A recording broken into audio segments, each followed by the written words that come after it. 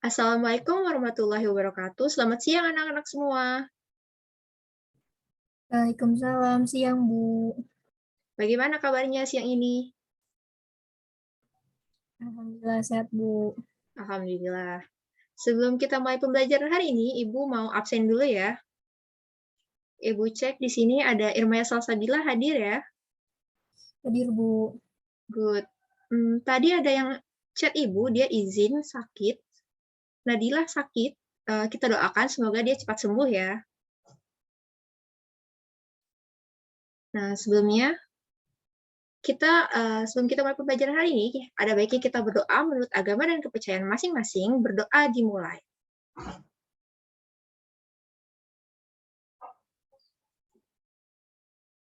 Berdoa selesai.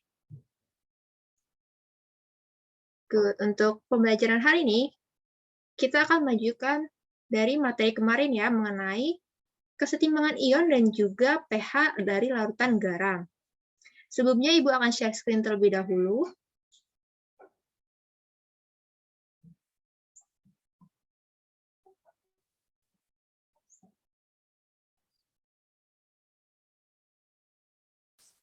Oke, apakah sudah terlihat share screen dari Ibu?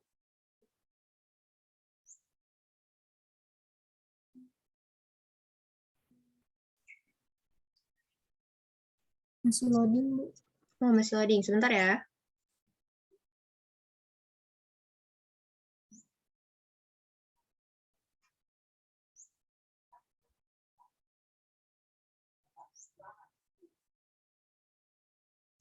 Apakah masih loading?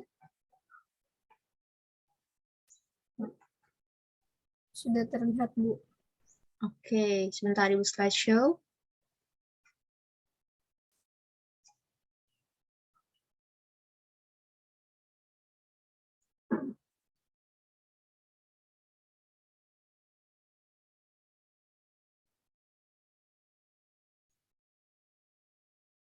Nah, sebentar ya, laptop Ibu sepertinya ada. Oke, tadi sedikit nge-freeze. Jadi, di pertemuan kali ini kita akan melanjutkan pembahasan mengenai kesetimbangan ion dan juga pH dari larutan garam ya. Di mana bisa kita lihat dari peta konsep di sini. Yaitu pembelajaran hari ini kita akan membahas mengenai hidrolisis garam. Tapi sebelum kita masuk ke hidrolisis garam, Ibu mau review sedikit nih mengenai apa itu definisi dari garam di pertemuan sebelumnya ya. Jadi, untuk mengingat kembali, garam ini merupakan zat yang dihasilkan dari reaksi netralisasi antara asam dan juga basa. Sehingga dia dapat menghasilkan garam bersifat netral, kemudian ada yang asam, ada yang basa, ada juga yang tergantung dari besar nilai Ka dan Kb-nya. Nah, hidrolisis garam sendiri ini merupakan reaksi peruraian yang terjadi antara kation dan anion garam dengan air dalam suatu larutan ya. Oke, terus untuk mereview kembali nih, kita sudah pernah menyinggung sedikit mengenai macam-macam garam. Adakah yang masih ingat apa saja macam garam yang sudah kita bahas di pertemuan sebelumnya? Coba mungkin Irmaya. Ada garam dari asam kuat dan basa kuat, kemudian garam dari asam kuat basa lemah, sama garam dari asam kuat basa kuat asam lemah. Terus ada juga yang garam dari asam lemah basa lemah. Iya, tepat sekali. Jadi total ada 4 macam garam ya, yaitu ada garam dari reaksi asam kuat dan basa kuat yang hasilnya nanti akan berupa garam bersifat netral. Kemudian ada garam yang Oke, bisa di-mute dulu itu untuk yang bocor mic-nya. Kemudian untuk garam yang kedua, itu ada dari garam hasil reaksi asam kuat dengan basa lemah, yang nantinya akan menghasilkan garam yang bersifat asam. Kemudian ada garam hasil reaksi basa kuat dengan asam lemah, yang nantinya akan menghasilkan garam bersifat basa, dan juga ada garam dari hasil reaksi antara asam lemah dan juga basa lemah, yang nantinya Untuk menentukan sifat ini tergantung dari besar nilai Ka dan Kb-nya. Nah, seperti di tata konsep yang terlihat di sini, ada hidrolisis garam yang berasal dari garam asam kuat basa lemah, asam lemah basa lemah, dan asam kuat dengan basa lemah. Tapi kenapa nih asam kuat dan basa kuat garamnya ini tidak masuk ke dalam hidrolisis garam? Nah, hal ini karena garam hasil dari reaksi asam kuat dan juga basa kuat tidak akan terjadi hidrolisis karena garam dari hasil reaksi ini bersifat netral yang dikarenakan dia terionisasi sempurna sehingga tidak terjadi hidrolisis garam seperti itu. Nah, di sini kita juga akan membahas mengenai pH dari larutan garam. Kemudian ada juga untuk menentukan KH untuk penentuan pH-nya. Dari KH dari basa kuat dengan asam lemah, hasil garamnya. Kemudian ada pH penentuan dari asam lemah dengan basa lemah, hasil garamnya. Dan juga garam hasil dari asam kuat dan basa lemah untuk penentuan pH-nya. Jadi bisa dilihat ada beberapa rumus yang nantinya akan kita bahas. Ada mengenai penentuan pH dan juga penentuan tetapan KH-nya ya. Bisa di next slide. Selanjutnya kita ada sifat dari larutan garam. Seperti yang sebelumnya kita sudah bahas, garam ini merupakan senyawa ion yang terdiri dari kation dan anion. Nah, garam dari asam kuat dan basa kuat ini bersifat netral, sehingga dia akan terionisasi sempurna dan tidak terjadi hidrolisis, karena sudah habis terlebih dahulu, ya, sudah terion semuanya. Nah, untuk larutan garam ini, hidrolisis garam ini sendiri merupakan reaksi asam basa dari Bronsted-Lowry ya, di mana semakin kuat suatu asam yang direaksikan untuk menghasilkan garam, maka akan menghasilkan basa konjugasi yang semakin lemah. Dan begitu juga sebaliknya, ketika yang direaksikan itu adalah asam kuat, ketika direaksikan adalah basa kuat, maka reaksinya akan menghasilkan asam konjugasi lemah. Nah, jadi komponen garam ini dapat berasal dari asam lemah atau basa lemah yang akan menghasilkan basa atau asam konjugasi yang kuat. Kemudian dia akan bereaksi di dalam air, dan sedangkan untuk komponen yang berasal dari asam kuat dan basa kuat ini akan menghasilkan asam basa yang sangat lemah ya, dan tidak dapat bereaksi dengan air karena sudah terionisasi sempurna, tidak terjadi hidrolisis seperti itu. Nah, untuk berdasarkan reaksi asam basanya, untuk garam sendiri ini dibedakan menjadi 4 jenis garam ya, seperti yang sudah kita bahas di awal tadi. Ada garam dari asam kuat dengan basa kuat, nantinya akan menghasilkan garam bersifat netral. Kemudian ada garam yang bersifat asam, yang berasal dari reaksi antara asam kuat dengan basa lemah. Kemudian ada garam yang bersifat basa, hasil dari reaksi antara asam lemah dengan basa kuat. Dan juga ada garam dari asam lemah dan basa lemah, yang untuk penentuan sifatnya ini bergantung pada harga tetapan ionisasi asam dan tetapan ionisasi basanya, yaitu dari Ka dan Kb. Di mana ketika Ka-nya lebih besar dari Kb, dia akan menghasilkan garam yang bersifat asam karena Ka-nya lebih besar. Kemudian ketika Kb-nya lebih besar, maka garamnya akan bersifat basa. Dan ketika Ka dan Kb-nya sama besar, ini akan bersifat netral. Seperti itu. Oke, kita di next slide. Nah, kita akan masuk mengenai hidrolisis garam, di mana sudah disinggung di awal tadi, merupakan reaksi peruraian yang terjadi antara kation dan anion garam dengan air dalam suatu larutan. Nah, di sini, menurut konsep hidrolisis, komponen garam itu terdiri dari kation dan anion, berasal dari asam, dapat berupa asam lemah atau basa lemah, yang bereaksi dengan air dan terjadi hidrolisis. Nah, di mana hidrolisis kation ini akan menghasilkan ion H3O+, atau ion H+, sedangkan untuk hidrolisis anion akan menghasilkan ion hidroksida atau OH-. Nah, di sini juga seperti yang dibahas di awal, hidrolisis garam ini merupakan asam basa Bronsted-Lowry yang nantinya akan menghasilkan asam atau basa konjugasi. Oke, kita next. Nah, untuk hidrolisis asam basa sendiri, hidrolisis garam, di sini yang pertama, tadi di awal disebutkan bahwa garam ini dibedakan menjadi 4 jenis.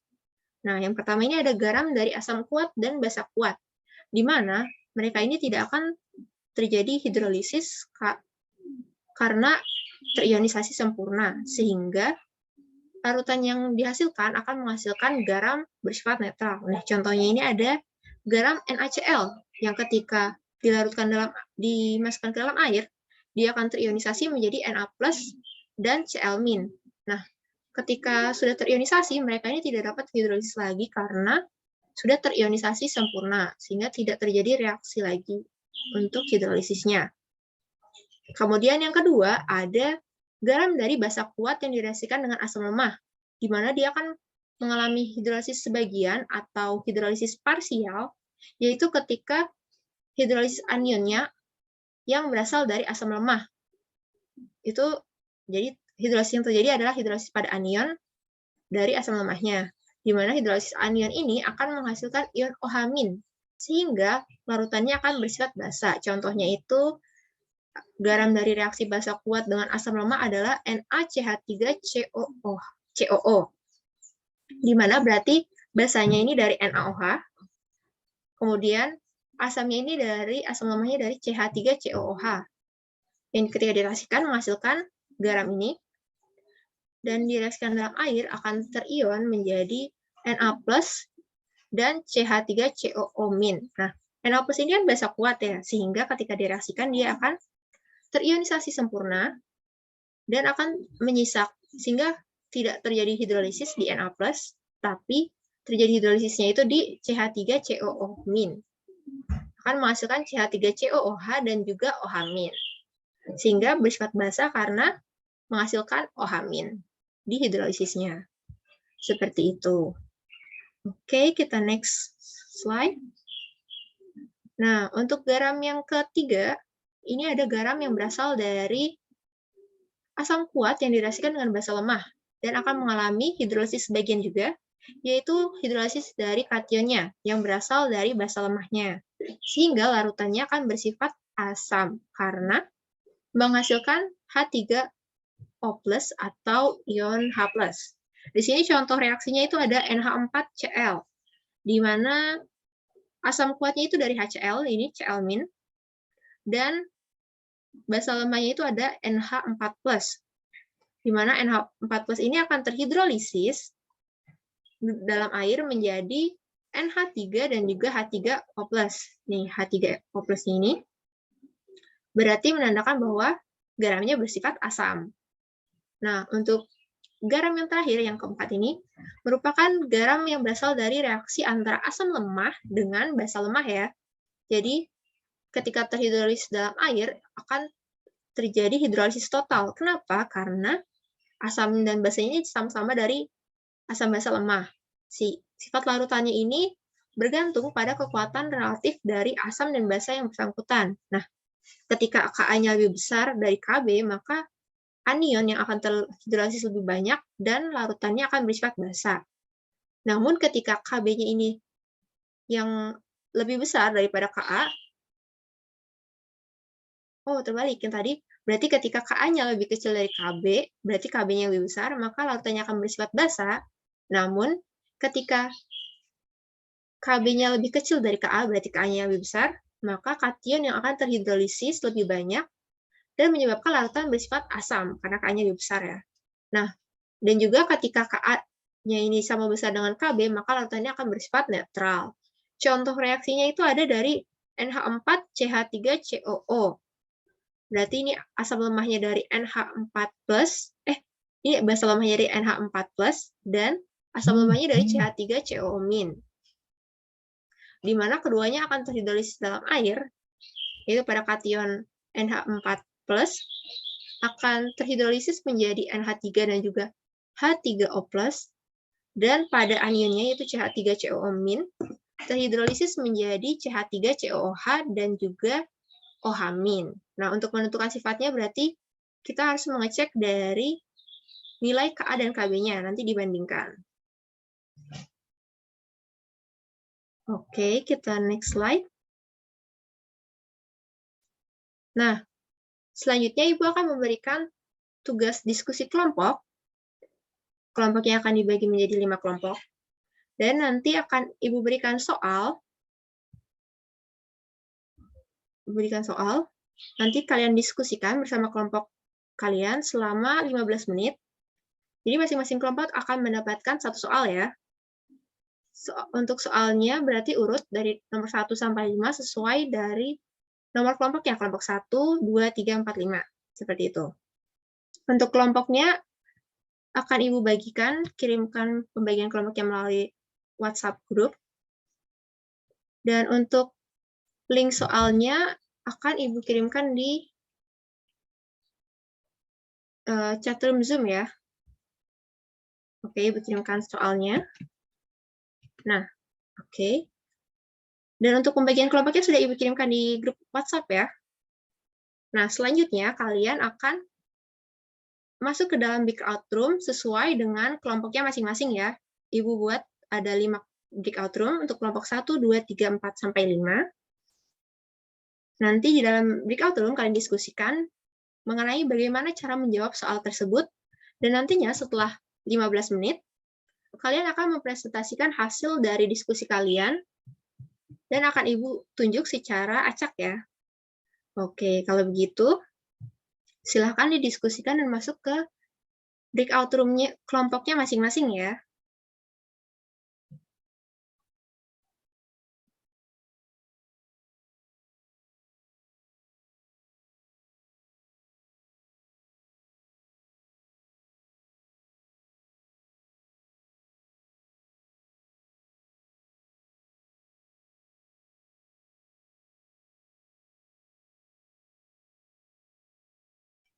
Oke, di kelompok 1, bagaimana nih diskusinya? Apakah ada kendala untuk diskusi mengerjakan soalnya?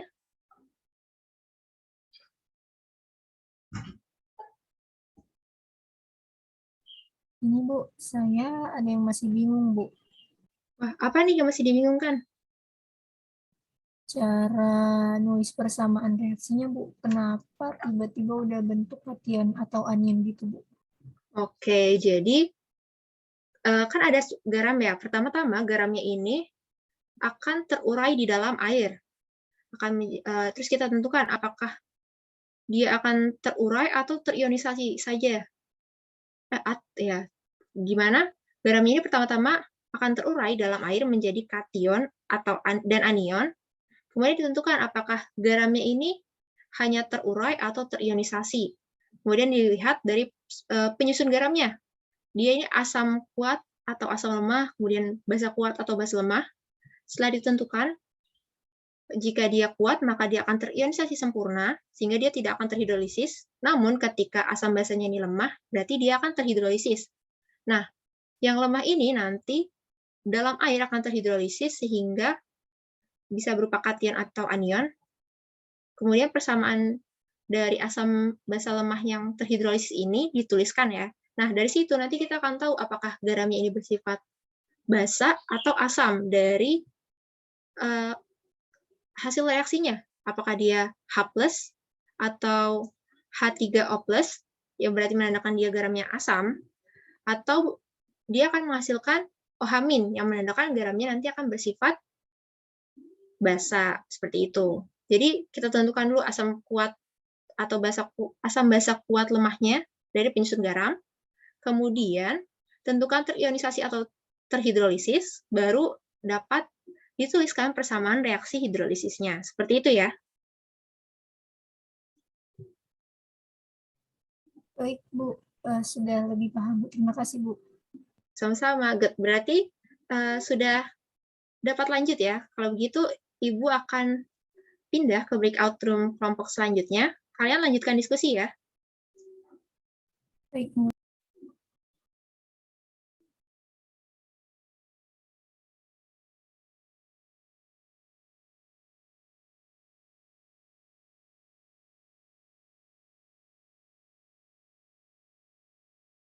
Oke, karena sudah 15 menit nih, berarti sudah selesai semua ya diskusinya. Kita kembali ke room Zoom utama.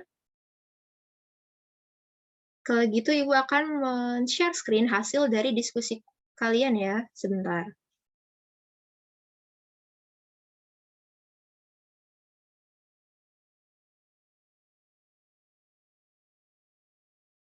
Oke, di sini sudah ada 5 jawaban dari 5 kelompok.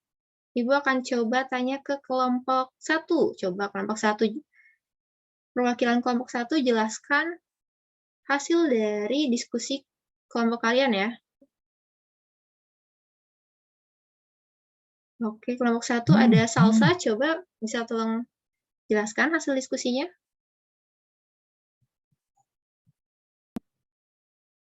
Ya, Bu. Jadi kan soal yang pertama itu tentukan berapa larutan garamnya. Nah, itu dari NaHCO3.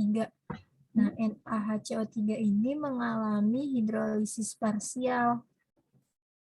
Terus dia terurai jadi dari HCO3- plus H2O, terus menghasilkan H2CO3 plus OH-. Karena menghasilkan OH-, maka garamnya bersifat basah. Terus NaHCO3 itu terbentuk dari asam lemah, yaitu H2CO3, dan basa kuat, yaitu NaOH.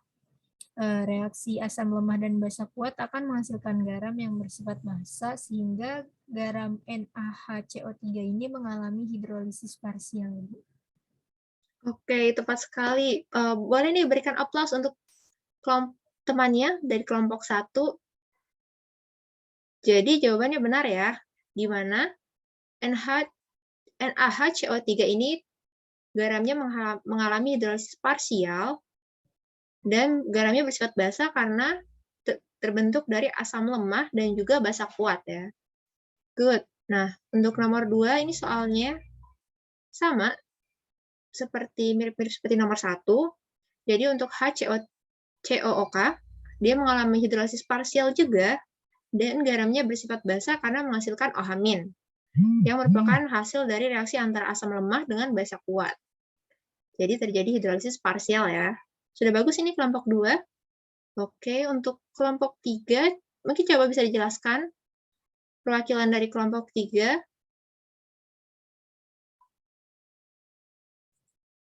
Saya izin menjelaskan dari perwakilan kelompok 3, Bu. Iya, silakan Irma ya. Nomor 3 ini kan dari garam dari AgNO3. Nah, jika diuraikan itu menjadi Ag plus H2O, terus menghasilkan AgOH plus H plus. Karena menghasilkan H plus, maka garamnya itu bersifat asam.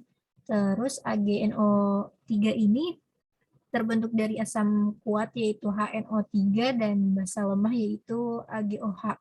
Reaksi asam kuat dan basa lemah itu akan menghasilkan garam yang bersifat asam, sehingga garam AgNO3 ini mengalami hidrolisis parsial, Bu. Gitu, Bu. Iya, tepat sekali ya jawaban dari kelompok 3. Jadi AgNO3 ini merupakan garam yang mengalami hidrolisis parsial. Dengan sifat garam ini bersifat asam karena merupakan hasil dari reaksi asam kuat dengan basa lemah. Good. Nah, selanjutnya, untuk jawaban dari kelompok 4, mirip-mirip seperti soal nomor 3, yaitu AlBr3, dia akan mengalami hidrolisis parsial juga, di mana garamnya akan bersifat asam karena menghasilkan H+ juga ya. Dan hidrolisisnya hidrolisis parsial. Nah, yang terakhir nih dari kelompok 5, mungkin bisa coba perwakilan kelompok 5 menjelaskan hasil diskusinya.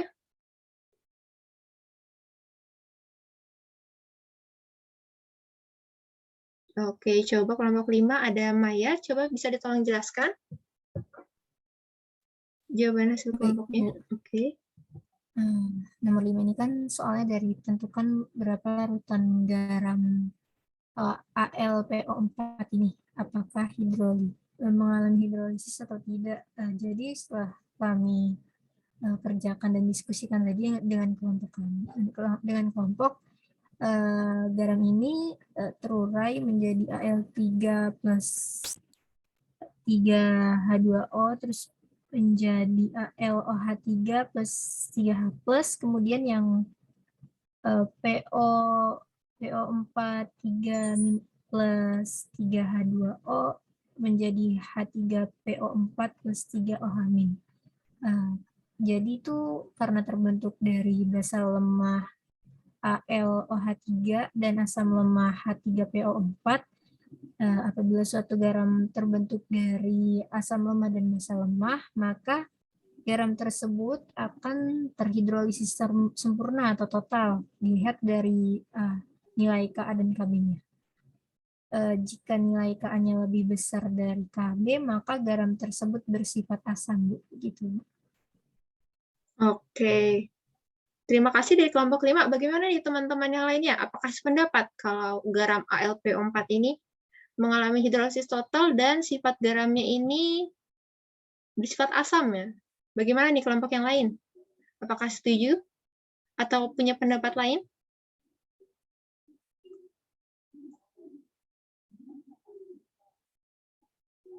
Coba mungkin perwakilan dari kelompok 2 bisa tanggapi dari kelompok 5.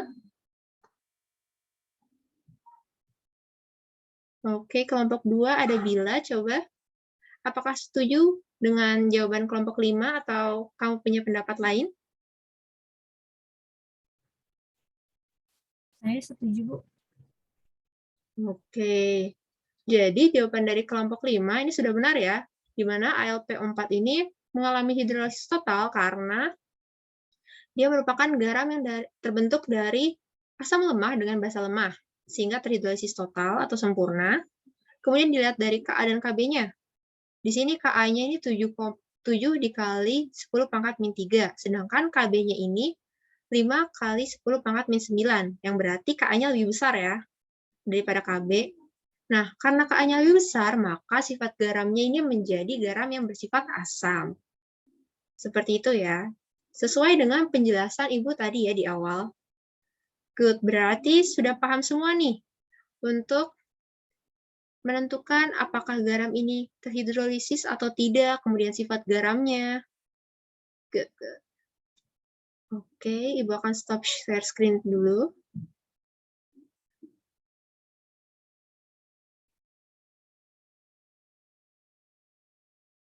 Jadi, di pembelajaran kita hari ini, kita sudah mempelajari mengenai hidrolisis garam yang terdiri dari hidrolisis total dan hidrolisis parsial atau tidak terhidrolisis sama sekali, yaitu di asam kuat dan basa kuat, hasil garamnya.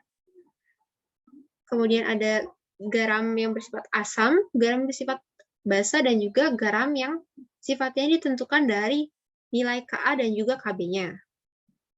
Nah, untuk pertemuan kali ini, kita cukupkan sampai sini. Selanjutnya, Ibu akan mengirimkan latihan soal untuk memperlancar mengenai menentukan apakah dia terhidrolisis atau tidak, kemudian sifat garamnya, dan menentukan dari yang sifat garamnya didasarkan pada nilai Ka dan Kb ya.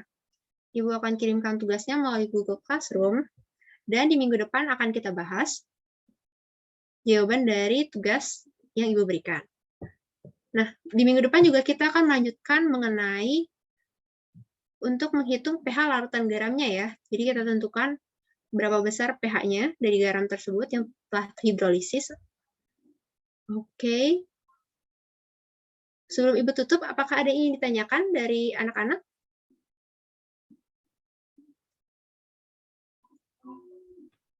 Tidak, Bu. Sudah cukup, Bu. Oke, sudah ya. Sudah paham semua berarti nih ya. Sudah pintar-pintar. Oke, Ibu tutup pertemuan kali ini. Kurang lebihnya mohon maaf. Wassalamualaikum warahmatullahi wabarakatuh. Waalaikumsalam warahmatullahi wabarakatuh. Terima kasih, Bu. Iya, Ibu N ya Zoom-nya.